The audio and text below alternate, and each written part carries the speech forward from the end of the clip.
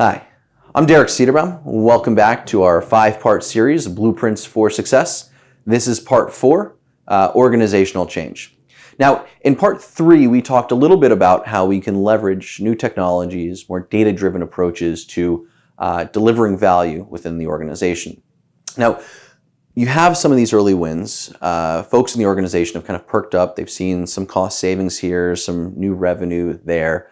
But there's still some level of skepticism. They think, that's you, that's your job, you're building, you've done it, it's over. We have to return to our core focus of how we build and run our portfolio. Folks might suggest, maybe, this is a great tool, but I'm too busy. For me to really do my job well, I need to focus on these 3 or 4 things, and that's it. Sometimes it's merely a generational issue. You've got engineers that have been literally inside the same few buildings for 4 decades, asset managers that have been working in the same spreadsheets for 2 or 3 decades.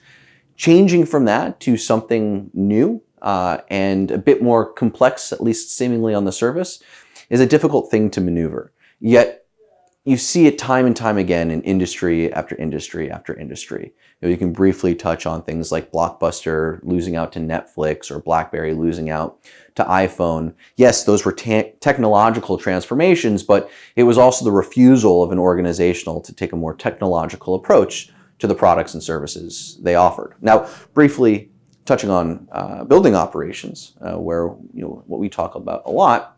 You've got things like maintenance repairs, things done on pen and paper, manual checking of equipment, not really knowing when, where, and what was done by some of your third-party vendors for elevators, chillers, boilers, or whatnot, not knowing exactly how much they charge or why and what was done or what was not done.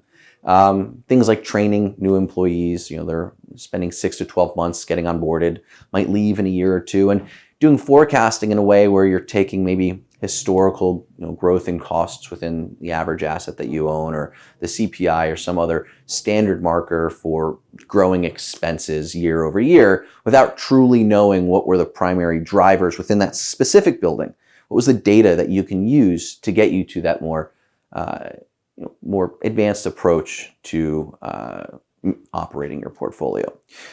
At Enertiv, we really think that the technology piece being installed and implemented into your buildings and your company is one important piece. It's a prerequisite, but without your company and the individuals, the people in your building within your company, looking at the technologies that are being introduced to them by management, by ownership, by clients, and saying, this is something that needs to be part of my life, part of my career, part of my professional development, then you as a company will lose out in this zero-sum game of commercial real estate markets to those organizations that really integrate these technologies from an organizational perspective. Now, there's textbooks upon textbooks of theory on the best way to approach organizational change, but the first step is accepting that it is a necessity for your firm, it is a necessity for you as an individual, and for the generations that will come after. Now, we'll talk more about this a little bit in part 5, but we'll take it to its final conclusion. For now, I'm Derek Cedarbaum, and I'll see you next time. Thanks.